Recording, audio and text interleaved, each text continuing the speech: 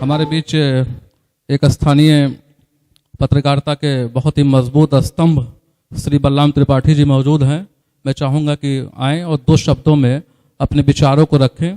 श्री बलराम त्रिपाठी जी, आज के इस साहित्य सम्मेलन में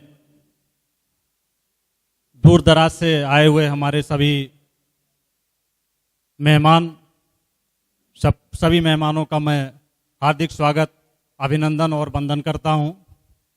साथ ही जिन लोगों ने इस कार्यक्रम को रचाया बसाया है, उनके प्रति मैं आभार प्रकट करता हूं। बहुत से ही विद्वान इस कार्यक्रम में आए हुए हैं। मैं ज़्यादा वक्त ना लेकर के सिर्फ उन्हें सुनना चाहता हूं। 2 लाइन से अपनी बात मैं समाप्त करूंगा। सुख हो या दुख सब सहना पड़ता है, सुख हो या दुख सब सहना पड़ता है। जीवन एक संघर्ष है, यहां लड़ना पड़ता है। समंदर की चाह तो प्यासा ही बनाती है, पानी की चाह में नदी होना पड़ता है।